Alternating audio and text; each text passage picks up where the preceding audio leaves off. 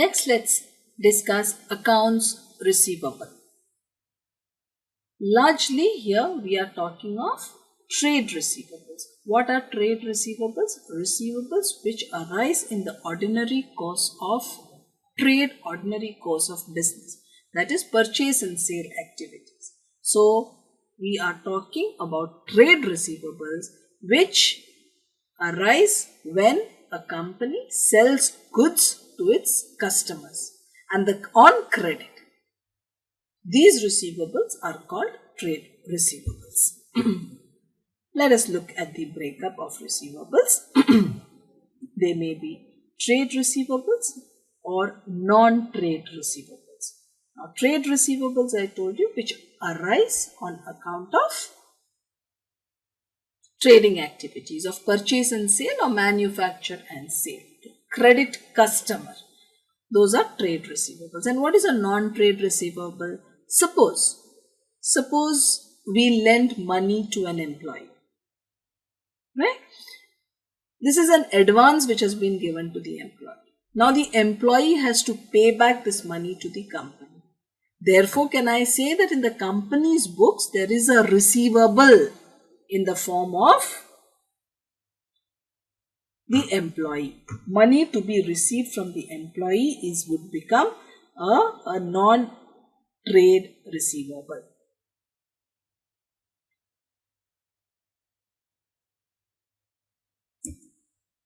Trade receivables again may be accounts receivable or note receivables. Accounts receivable, debtors, like we said, which arise in the ordinary course of trade. Now, note receivables, suppose a customer who owes us $1,000, instead of paying cash, gives us a note, a promissory note, saying that he promises to pay us this money after 2 months. He will pay us this money after, it's a written promise to pay after 2 months.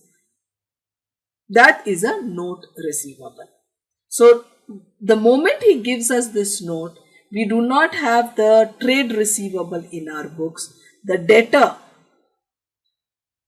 we remove from our books. Instead, we have a promissory note. A promissory note is the asset. This asset comes down, this asset goes up.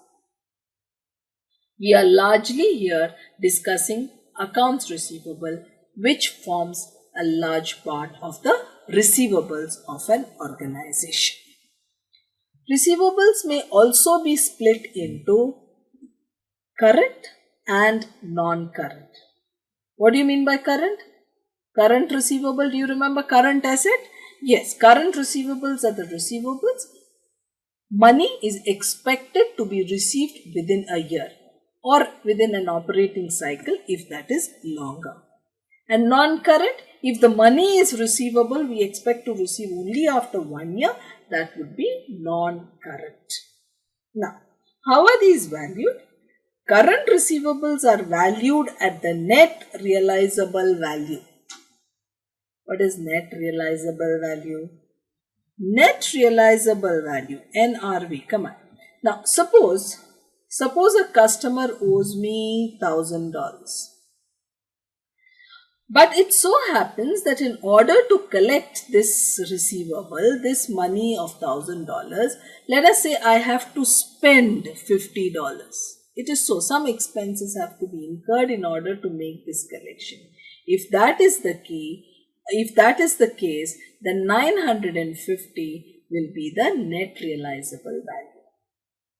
So generally, current receivables would be valued at the net realizable value, whereas this is in broad terms we are saying non-current receivables are valued at the present value of future receipts.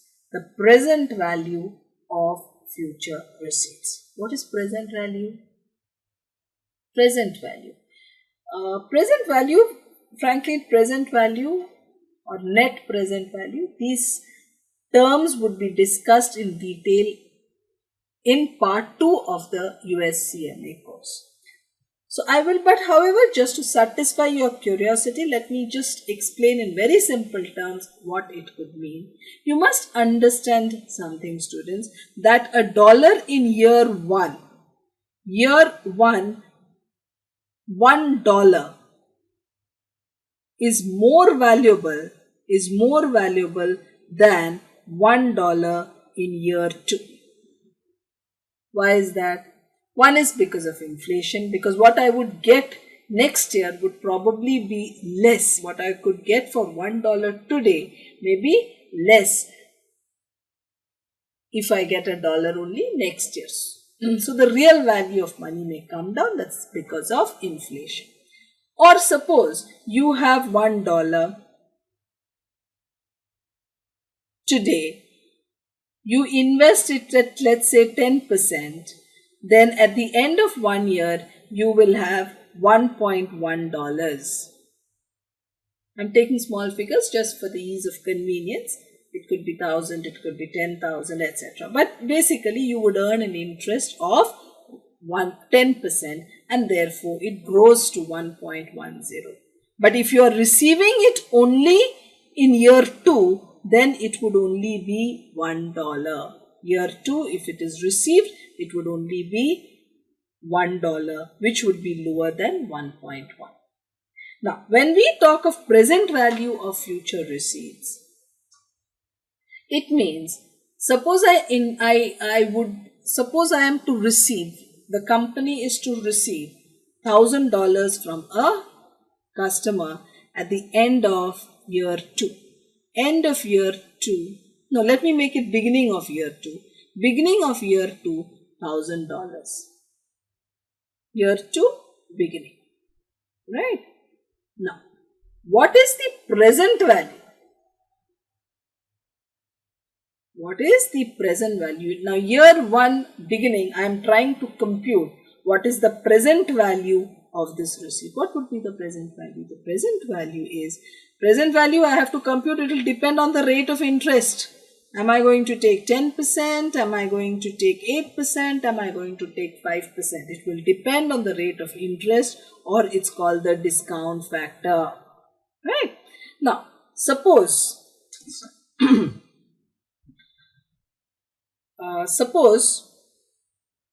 I take an interest rate of 10%. Discount factor, interest rate, whatever you call it, is 10%. You know what this means, students? This means the present value of this 10,000, of 1,000 at 10% would be equal to 1,000 into 1 divided by 1 plus. The interest is how much? 10%. 10% is nothing but 0.1. If I compute this, I will get approximately $909. 909. So what is the present value, today's value of $1,000 that I receive at year 2? In year 2, if I receive $1,000, then the present value of that is only 909.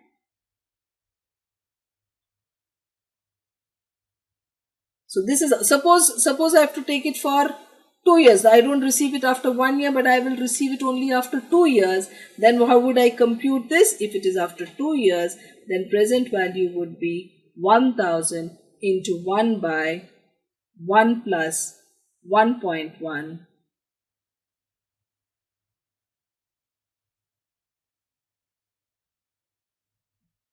Sorry, 1 plus 0.1, right, students? 1 plus 0.1 into 1 plus 0.1. How much would this be? If you make a calculation, you will get 1,000 divided by 1.1. 1.1 is equal to 826.45. That would be 826.45, or roughly $826. So the present value of $1,000 received after 1 year is 909. The present value of $1,000 received after 2 years is 826.45. This is the manner in which non-current receivables would be valued. Now, let us understand accounts receivable in greater detail. When do you recognize the receivable? Account receivable is recognized when the sale is recognized. Do you remember we did revenue recognition? So, revenue recognition has been discussed in another module. In revenue recognition, whenever the sale is recognized, obviously the debtor or customer is also recognized. Okay. Now, there is a small feature here. Suppose I can understand if sale takes place on January 1st, delivery occurs on January 1st, X sells goods to Y, everything happens on January 1st. Therefore, I know sale transaction has been effected on January 1st. Everything is fine. But suppose X sells goods to Y. Okay. Now, he sends these goods, but after the sale has, they have confirmed the sales, goods have been dispatched on day 1. Let us say it is shipped and they reach Y only on day 10. So, goods leave the port, leave the place of origin on day 1. X's place it leaves. X says, I have sent the goods. Y says, I have not received the goods. On day 10, Y says, yes, I have received the goods.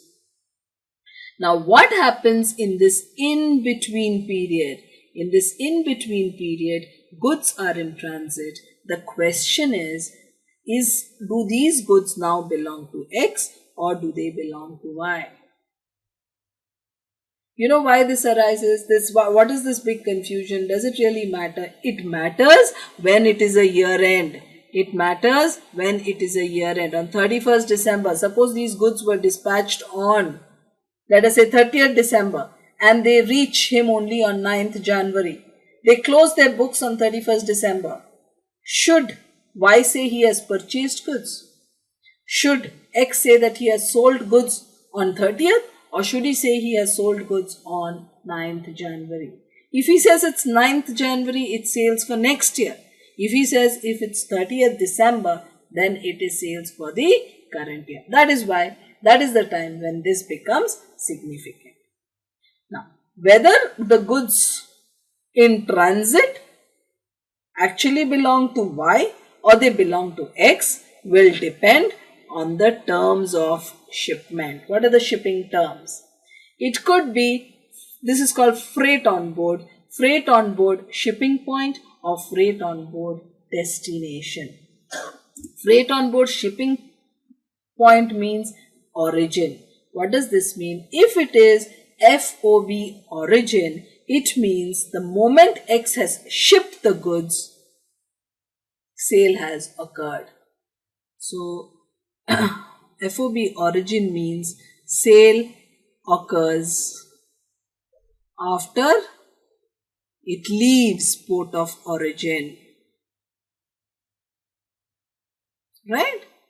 And if it is destination, it means sale occurs only when destination is reached. Only when destination is reached. Is it clear? So, depending on if it was FOB origin on 30th January, the moment the goods are shipped, X has effected sales. X has effected sales, goods are out of their inventory, these goods do not belong to him, right? And Y is supposed to record a purchase. It becomes purchase for him. In X's books, sales, no inventory, cost of goods sold will go up, right? But if it is destination, then though goods are sent by X, there will be no change in X's books till the goods reach Y. Let us just see this effect of these transactions. Look at this. X ships goods sold to Y on 27th December. They are received by Y on 3rd January. Assuming that the books are closed on 31st December, the effect in the books would be as follows. What is the effect? So, if it is shipping point and if it is destination, let's do them one by one. If it is at shipping point means what? At origin. The moment they leave the port, then it means goods have been sold. If that is the case, if freight on board terms, if shipping terms was freight on board, shipping point, origin, then it means on 27th December, sale has been effected. Sale has been effected on 27th December. If sale has been effected, it means as far as X is concerned, cost of goods will increase and sale will increase. Yes or no? Right. And they don't have inventory. This goods is not part of their inventory. What happens in Wise book? Wise book purchase increases. Purchase increases and goods in transit inventory also increases. So in Wise books, this will be shown as purchase, but have the goods been sold? No. Therefore, they are part of inventory as goods in transit. This is what we are discussing, the effect on 31st December. On 31st December, this would be the point. But on 31st December, if the shipping term said FOB destination, then on 31st December, X will say, I have sent goods, but the goods still belong to me. Still belong to me. He would have to include goods in transit in his books. There is no sale, there is no purchase. As far as Y is concerned, there is nothing in his books because there has been no transaction at all. There has been no purchase transaction here. Is it clear? So the implication is more when